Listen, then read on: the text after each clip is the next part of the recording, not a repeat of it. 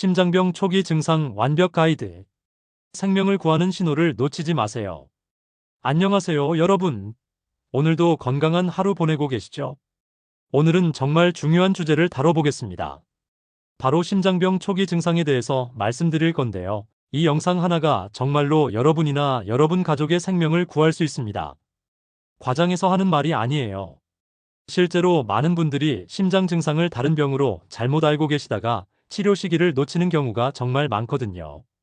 특히 나이가 드시면서 심장병 위험이 높아지시는데 증상을 제대로 알고 계시면 미리미리 대비할 수 있어요. 오늘 제가 말씀드리는 내용들을 꼼꼼히 들어보시고 나중에 가족분들과도 함께 나누어 보시면 좋겠어요. 오늘 배울 내용들을 미리 말씀드리겠습니다. 첫 번째로 심장병, 특히 심근경색이 무엇인지부터 쉽게 설명해 드릴게요. 어려운 의학 용어 없이 이해하기 쉽게 말씀드리겠습니다.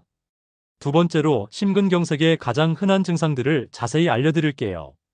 많은 분들이 알고 계시는 가슴 통증뿐만 아니라 함께 나타나는 다른 증상들까지 구체적으로 설명해 드리겠습니다. 세 번째로 나이 드신 분들이나 여성분들, 그리고 당뇨병이 있으신 분들에게 나타나는 특별한 증상들을 알려드릴게요. 이런 증상들은 일반적인 심장 증상과 많이 다르거든요. 네 번째로 미리 나타나는 경고 증상과 당장 응급실에 가야 하는 증상을 구분하는 방법을 알려드리겠습니다. 이걸 알고 계시면 심각한 상황을 미리 예방할 수 있어요. 다섯 번째로 언제 119를 불러야 하는지, 얼마나 빨리 병원에 가야 하는지에 대해서 명확히 말씀드리겠습니다. 여섯 번째로 응급 상황에서 바로 할 수 있는 응급처치 방법을 알려드리겠습니다. 일곱 번째로 절대 하면 안 되는 잘못된 대처법들도 말씀드릴게요. 이런 것들은 오히려 위험할 수 있거든요. 자, 그럼 천천히 하나씩 자세히 알아보겠습니다. 심근경색이란 무엇인가? 쉽게 이해해보기. 먼저 심근경색이 무엇인지부터 쉽게 설명해 드릴게요. 어려운 의학 용어는 최대한 쉽게 풀어서 말씀드리겠습니다. 여러분의 심장은 하루 24시간, 평생 동안 쉬지 않고 일하는 근육이에요.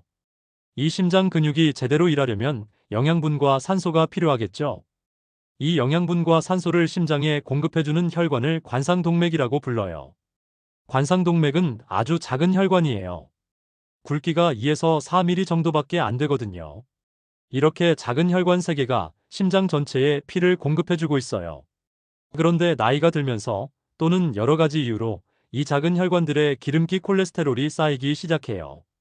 마치 수도관에 때가 끼는 것처럼 말이에요. 이렇게 기름기가 쌓여서 혈관이 좁아지는 것을 동맥경화라고 해요.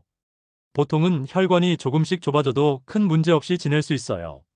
하지만 어느 날 갑자기 이 좁아진 부분에서 혈전이라는 피떡이 생기면서 혈관을 완전히 막아버리는 경우가 있어요. 그러면 그 혈관이 담당하던 심장 부분에는 피가 전혀 공급되지 않죠. 심장 근육은 산소 없이는 몇 분도 견딜 수 없어요. 그래서 혈관이 막히면 그 부분의 심장 근육이 죽기 시작하는데 이것이 바로 심근경색이에요. 심근은 심장 근육을, 경색은 혈관이 막혀서 근육이 죽는다는 뜻이거든요. 서울아산병원의 자료를 보면 심근경색 환자의 50% 이상은 평소에 아무런 증상이 없었다고 해요. 그래서 평소에 건강검진을 받아도 발견하지 못하는 경우가 많아요. 이게 심근경색이 무서운 이유 중 하나예요. 또 중요한 것은 심근경색은 혈관이 많이 좁아진 곳에서 생기는 게 아니라는 거예요. 오히려 50% 정도밖에 안 좁아진 곳에서 갑자기 혈전이 생겨서 막히는 경우가 더 많아요. 그래서 예측하기가 어려운 거죠. 심근경색이 생기면 정말 위험해요. 환자 3명 중 1명은 병원에 도착하기 전에 돌아가시고 병원에 도착해서 치료를 받아도 사망률이 5에서 10%나 되는 무서운 병이에요. 그래서 오늘 제가 말씀드리는 증상들을 잘 알아두시는 것이 정말 중요해요. 첫 번째, 전형적인 증상들. 가장 흔하고 중요한 신호들.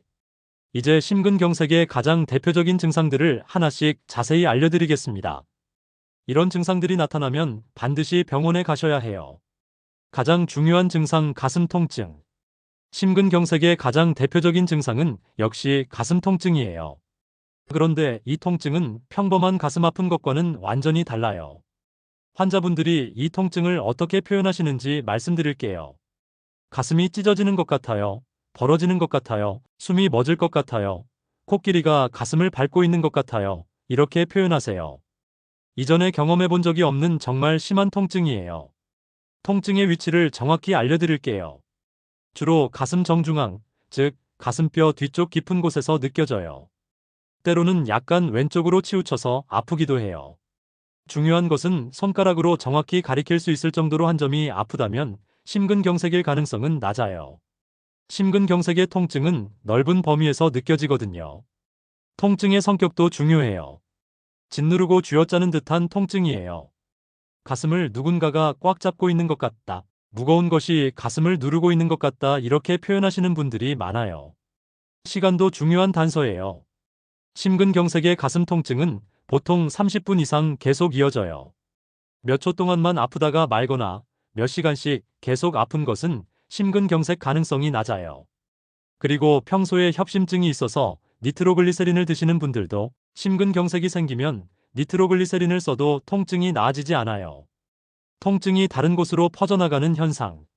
심근경색의 중요한 특징 중 하나가 바로 가슴에서 시작된 통증이 다른 부위로 퍼져나간다는 거예요.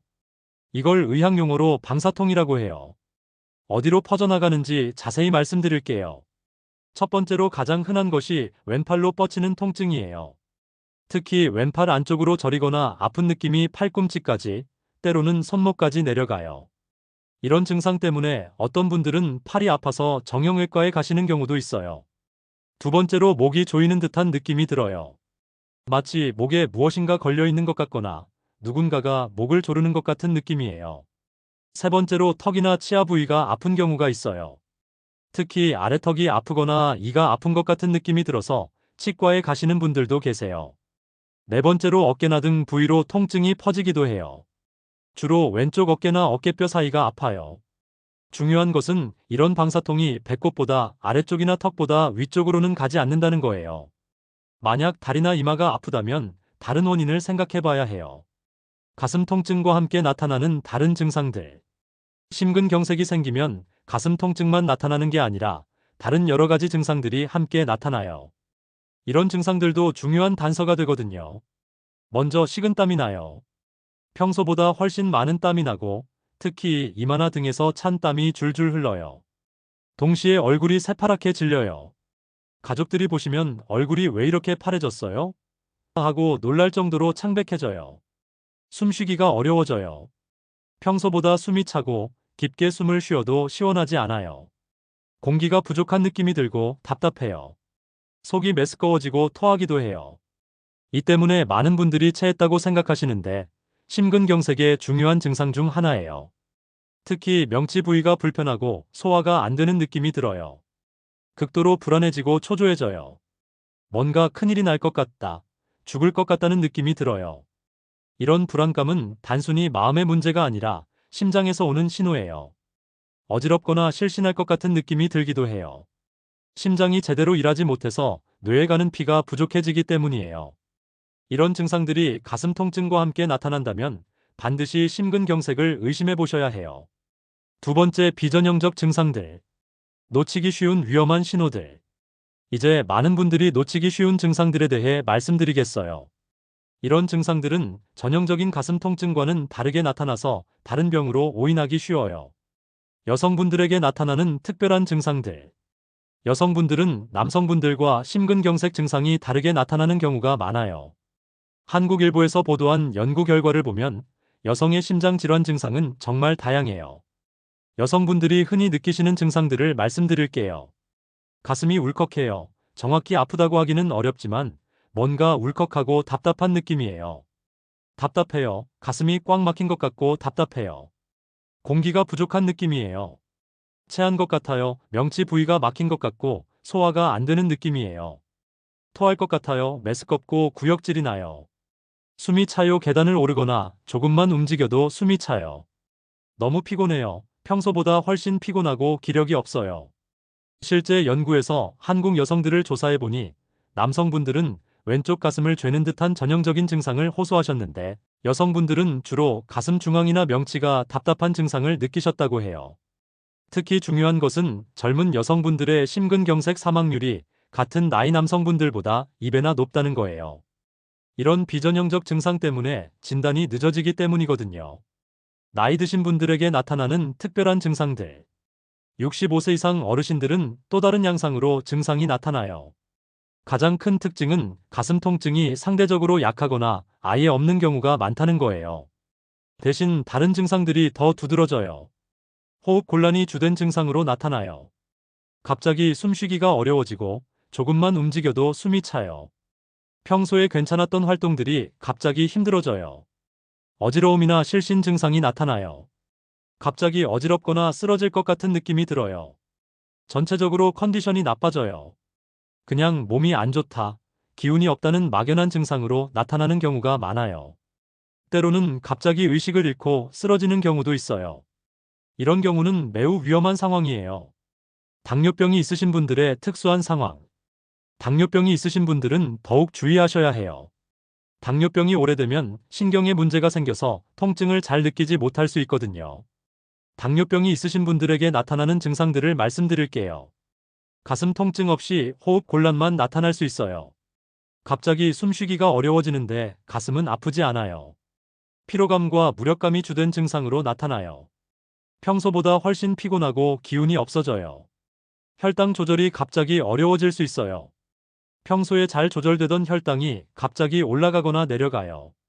그냥 몸이 이상해요라는 막연한 증상을 호소하시는 경우가 많아요. 계절에 따라 다르게 나타나는 증상들. 계절에 따라서도 증상이 다르게 나타날 수 있어요. 겨울철에는 혈관이 수축해서 생기는 심근경색이 많은데 이런 경우에는 전형적인 가슴 통증으로 나타나는 경우가 많아요. 추운 곳에 갑자기 나갔을 때 증상이 시작되는 경우가 많고 환자분들도 비교적 병원을 쉽게 찾아요. 여름철에는 탈수로 인한 혈전이 원인인 경우가 많아요. 이런 경우에는 어지러움 같은 비전형적인 증상으로 나타나는 경우가 많아요. 문제는 환자분들이 더위 때문에 생긴 증상으로 생각해서 3-4일 정도 방치하다가 치료 시기를 놓치는 경우가 많다는 거예요. 세 번째, 전조 증상과 응급 증상 구분하는 방법. 심근경색은 갑자기 발생하는 것 같지만 실제로는 많은 경우 미리 경고 신호를 보내요. 이 경고 신호를 알아차리면 심각한 상황을 예방할 수 있어요. 미리 나타나는 전조 증상들. 전남대병원 정명호 교수님 연구팀에서 조사한 바에 따르면 심근경색 환자분들의 상당수가 미리 전조 증상을 경험하신다고 해요. 어떤 전조 증상들이 있는지 하나씩 말씀드릴게요. 평소와 다른 가슴 불편감이 나타나요. 아프다고 하기는 어렵지만 뭔가 불편하고 답답한 느낌이에요. 계단이나 언덕을 오를 때 가슴이 아파요. 평소에는 괜찮았는데 갑자기 계단 오르기가 힘들어지고 가슴이 아파요. 운동할 때 평소보다 쉽게 숨이 차요. 같은 운동을 해도 전보다 힘들고 숨이 차요. 가슴이 두근거리는 느낌이 자주 나타나요. 특별한 이유 없이 심장이 빨리 뛰는 느낌이 들어요. 목이나 턱에 이상한 통증이 있어요. 목감기도 아닌데 목이 아프거나 턱이 뻐근해요. 왼팔에 저리거나 아픈 느낌이 들어요. 특별히 다친 적도 없는데 왼팔이 저리거나 무거운 느낌이 들어요. 소화가 잘 안 되는 느낌이 계속돼요. 평소보다 소화가 안 되고 속이 더부룩해요. 이런 전조 증상들의 특징을 말씀드릴게요. 시간적으로는 보통 몇 분에서 20분 이내로 지속돼요. 30분 이상 계속되지는 않아요. 며칠에서 몇 주간 반복적으로 나타나요. 한 번만 나타나는 게 아니라 계속 반복돼요. 운동, 스트레스, 추위 같은 상황에서 유발돼요. 특정한 상황에서만 나타나는 경우가 많아요. 휴식을 취하면 좋아져요. 쉬고 있으면 증상이 완화돼요. 당장 응급실에 가야 하는 응급 증상들. 이제 당장 응급실에 가야 하는 위험한 증상들을 말씀드릴게요. 가슴 통증이 30분 이상 계속 이어져요. 이전에 경험해 본 적 없는 심한 통증이 30분 이상 멈추지 않아요. 휴식을 취해도 통증이 완화되지 않아요. 앉아서 쉬어도 누워서 쉬어도 통증이 나아지지 않아요. 식은땀과 함께 얼굴이 창백해져요. 진땀이 흐르고 얼굴이 새파랗게 질려요. 호흡 곤란이 심해져요. 숨쉬기가 너무 어렵고 공기가 부족한 느낌이 심해져요. 의식이 저하되거나 어지러워요. 정신이 흐릿해지거나 쓰러질 것 같은 느낌이 들어요. 구토가 계속돼요. 메스꺼움과 구토가 멈추지 않아요. 이런 증상들이 하나라도 나타나면 즉시 119에 신고하고 응급실에 가셔야 해요. 네 번째, 응급 상황 판단 기준과 골든타임. 이제 가장 중요한 부분, 언제 응급 상황으로 판단하고 어떻게 행동해야 하는지 말씀드리겠어요. 심근경색의 골든타임이 얼마나 중요한가? 고려대 안산병원 임상엽 교수님에 따르면 심근경색에서 가장 중요한 것은 시간이에요. 골든타임을 구체적으로 말씀드릴게요. 증상이 시작된 후 1시간 이내에 시술을 받으면 사망률을 50% 이상 줄일 수 있어요. 1시간이 정말 중요한 시간이에요. 3시간에서 6시간 이내에 막힌 혈관을 뚫어주면 생존 가능성이 크게 높아져요. 이 시간을 놓치면 생존 가능성이 급격히 떨어져요. 6시간 이내에 치료받으면 심장 괴사를 최소화할 수 있어요. 심장 근육이 죽는 것을 막을 수 있어요. 12시간 이내가 심근을 회복시킬 수 있는 마지노선이에요. 이 시간을 넘기면 회복이 어려워져요. 시술이 1시간씩 늦어질 때마다 사망률이 0.5에서 1.0% 증가한다는 연구 결과가 있어요. 정말 시간이 생명인 거죠. 즉시 119를 불러야 하는 상황들. 국가건강정보포털에서 제시한 기준을 바탕으로 다음 상황에서는 망설이지 마시고 즉시 119에 신고하세요. 절대적으로 응급실에 가야 하는 상황들을 말씀드릴게요. 가슴 통증이 30분 이상 계속될 때예요. 이전에 경험해보지 못한 심한 가슴 통증이 30분 이상 멈추지 않으면 바로 119를 부르세요. 식은땀과 함께 얼굴이 창백해질 때예요. 진땀이 흐르면서 얼굴색이 새파랗게 변하면 매우 위험한 상황이에요. 호흡 곤란으로 말하기 어려울 때예요. 숨이 너무 차서 말을 제대로 할 수 없으면 즉시 응급실에 가셔야 해요. 의식이 저하되거나 실신할 것 같을 때예요. 정신이 흐릿해지거나 쓰러질 것 같으면 위험해요. 이전에 경험 못한 극심한 가슴 통증이 있을 때예요. 이런 통증은 처음이야라는 생각이 드는 심한 통증이면 바로 병원에 가세요. 상대적 기준이지만 하나라도 해당되면 응급실에 가셔야 하는 상황들도 말씀드릴게요. 50세 이상에서 새로운 가슴 불편감이 나타날 때예요. 나이가 들수록 심장병 위험이 높아지니까요. 가슴 통증과 함께 구토 증상이 있을 때예요. 두 증상이 함께 나타나면 심근경색 가능성이 높아요. 가슴 통증이 어깨나 팔로 뻗칠 때예요. 특히 왼팔로 퍼지는 통증은 중요한 신호예요. 당뇨병이 있으신 분이 갑자기 호흡 곤란을 느낄 때예요. 당뇨병 환자분들은 통증을 잘 못 느끼시니까요. 평소와 완전히 다른 이상한 증상이 나타날 때예요. 뭔가 이상해라는 직감이 들면 검사 받아보세요. 병원 선택도 중요해요. 모든 병원이 응급심혈관 중재술을 할 수 있는 건 아니에요. 119에 신고할 때 심근경색 의심이라고 명확히 말씀하시면 적절한 병원으로 이송해줘요. 24시간 심혈관 중재술이 가능한 병원들의 특징을 말씀드릴게요. 심혈관 센터가 있는 대학병원들이에요. 이런 병원들은 24시간 응급시술이 가능해요. 응급관상동맥 중재술이 가능한 종합병원들이에요. 이런 시설을 갖춘 병원이어야 해요. 응급의료센터로 지정된 병원들이에요. 이런 병원들은 응급 상황의 대비가 잘 되어 있어요. 5번째, 응급 상황에서 즉시 할 수 있는 응급처치. 응급 상황이 발생했을 때 어떻게 대처해야 하는지 단계별로 차근차근 말씀드리겠어요. 1단계, 우선 안전을 확보하세요. 환자를 안전한 곳으로 옮기세요. 길 한복판이나 위험한 곳에 있다면 안전한 장소로 이동시켜 주세요. 편안한 자세로 앉히거나 눕히세요. 완전히 눕히는 것보다는 상체를 약간 일으켜 앉히는 자세가 좋아요. 숨쉬기가 편하거든요. 목과 가슴 주변 옷을 느슨하게 해주세요. 넥타이나 단추를 풀어서 숨쉬기 편하게 해주세요. 주변 사람들에게 도움을 요청하세요. 혼자서 모든 걸 하려고 하지 마시고 주변 사람들의 도움을 받으세요. 2단계, 즉시 119에 신고하세요. 신고할 때 정확한 정보를 전달하는 것이 중요해요. 어떻게 신고해야 하는지 예시를 들어드릴게요. 심근경색 의심 환자입니다. 60세 남성분이 가슴 통증이 30분 이상 지속되고 식은땀을 흘리고 있습니다. 위치는 서울시 강남구 테헤란로 123번지 앞이고 환자 의식은 명료합니다. 이렇게 구체적으로 말씀해 주시면 응급실에서 미리 준비할 수 있어요. 3단계, 기본적인 응급처치를 해주세요. 만약 평소에 니트로글리세린을 복용하던 분이라면 사용할 수 있어요. 니트로글리세린 설화정을 혀 밑에 넣어주세요. 뿌리는 형태도 있어요. 5분 후에도 증상이 지속되면 1회 더 사용할 수 있어요. 총 3회까지 사용할 수 있지만 혈압이 떨어질 수 있으니까 주의하세요. 아스피린이 있다면 도움이 될 수 있어요. 단, 알레르기가 없다는 전제하에서요. 아스피린 하나를 씹어서 삼키게 해주세요. 혈전 형성을 억제하는 효과가 있어요. 하지만 출혈 위험이 있거나 아스피린 알레르기가 있으면 절대 주시면 안 돼요. 4단계, 심정지가 발생하면 심폐소생술을 하세요. 심근경색으로 인해 심장이 멈출 수 있어요. 이때는 즉시 심폐소생술을 해야 해요. 먼저 반응과 호흡을 확인하세요. 괜찮으세요? 라고 물어보고 어깨를 살짝 흔들어 보세요. 반응이 없고 정상적인 호흡이 없다면 심폐소생술을 시작하세요. 가슴 중앙, 즉 양쪽 젖꼭지를 연결한 선의 중앙에 손꿈치를 올려놓으세요. 한 손을 다른 손 위에 깍지 끼듯이 올려놓고 팔꿈치를 펴고 수직으로 눌러주세요. 분당 100에서 120회 정도의 속도로 5cm 깊이로 강하고 빠르게 눌러주세요. 구급대가 도착할 때까지 계속 이어가세요. 너무 힘들면 다른 사람과 교대로 하세요. 심정지의 골든타임은 4분이에요.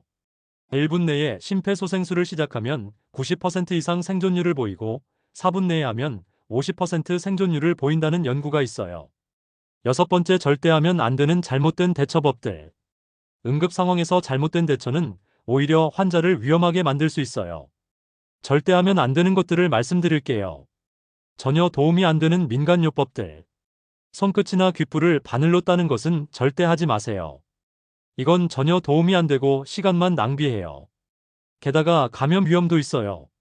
물이나 음식을 억지로 먹이지 마세요. 구토할 위험이 있고 기도에 막힐 수도 있어요. 환자를 무리하게 움직이거나 걷게 하지 마세요. 심장에 부담을 주고 상황을 악화시킬 수 있어요. 한의원이나 개인 병원에 먼저 가는 것도 시간 낭비예요. 응급처치를 할 수 없거든요. 약물 관련해서 주의할 점들. 임의로 혈압약을 먹이지 마세요. 급격하게 혈압이 떨어져서 더 위험해질 수 있어요. 소화제나 제산제를 주는 것도 도움이 안 돼요. 진단을 어렵게 만들고 시간만 낭비해요. 진통제를 먹이는 것도 좋지 않아요. 통증을 가려서 진단을 어렵게 만들거든요. 잘못된 행동들. 환자를 억지로 걷게 하지 마세요. 심장에 부담을 주고 상황을 악화시켜요. 찬물을 끼얹는다든지 하는 행동도 하지 마세요. 혈관이 수축해서 오히려 악화될 수 있어요. 등을 세게 두드리는 것도 위험해요. 심장 리듬을 교란시킬 수 있거든요. 체했다고 오인하는 위험. 많은 분들이 심근경색 증상을 체한 것으로 잘못 알고 계세요.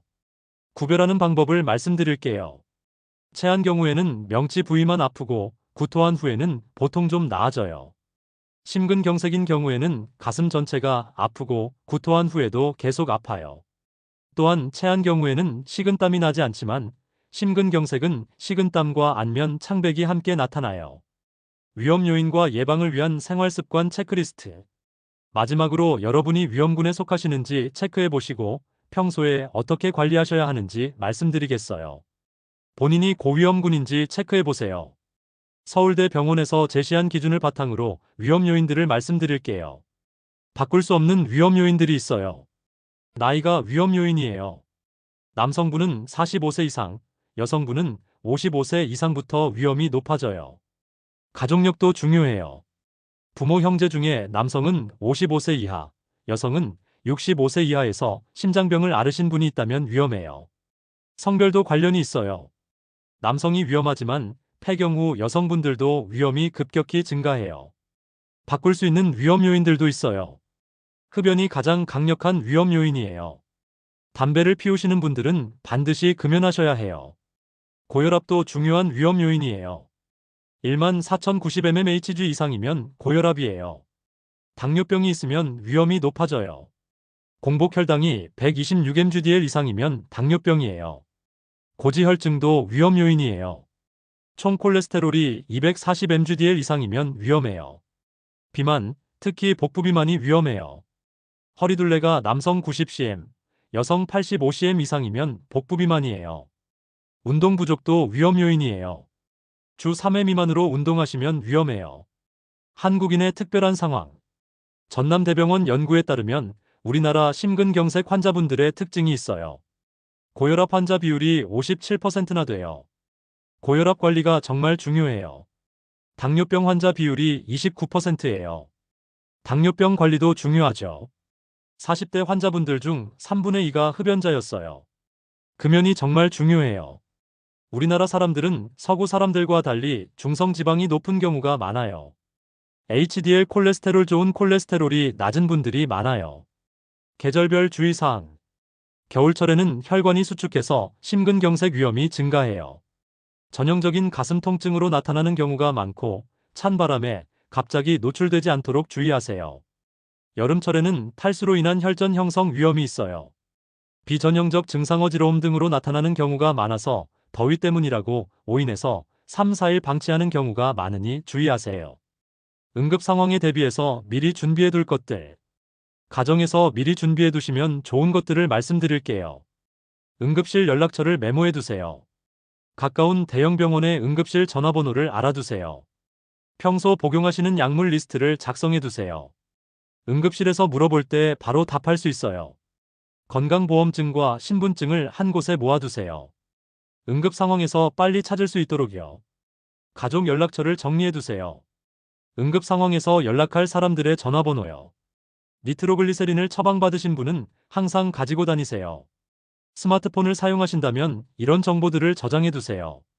응급시 연락처를 저장해 두세요. 혈액형과 알레르기 정보를 메모해 두세요. 복용 중인 약물명을 기록해 두세요. 기존에 앓고 계신 병이 있다면 그것도 기록해 두세요.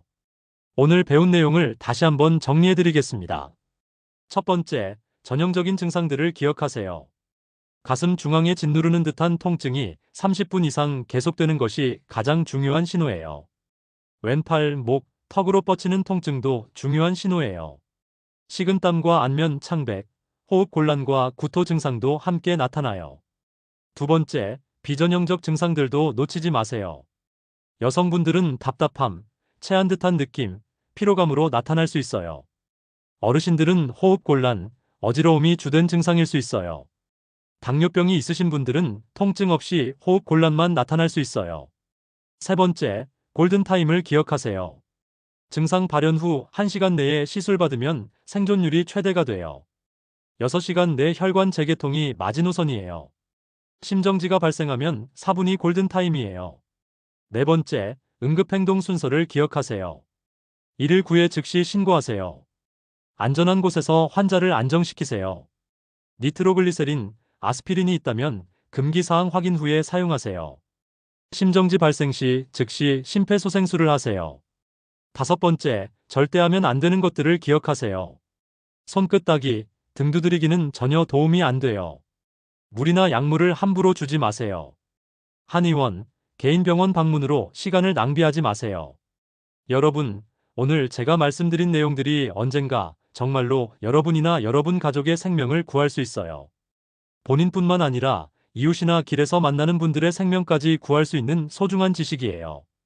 가장 중요한 것은 의심스러우면 망설이지 않는 것입니다. 에구, 괜히 병원에 간 내가 병원에 가지 않아서 큰일 났다 보다 100번 나아요. 조금이라도 이상하다 싶으면 주저하지 마시고 119에 신고하고 응급실로 가세요. 오늘 배운 내용을 가족분들과도 꼭 나누어 보세요. 그리고 평소에 위험 요인들을 잘 관리하셔서 건강한 심장을 유지하시길 바랍니다. 다음 시간에는 심장 건강을 위한 올바른 생활 습관에 대해 자세히 말씀드리겠습니다. 예방이 가장 좋은 치료라는 말씀 다들 아시죠? 건강한 심장으로 오래오래 건강하게 사시길 바랍니다. 오늘도 끝까지 들어주셔서 정말 감사합니다. 건강하세요.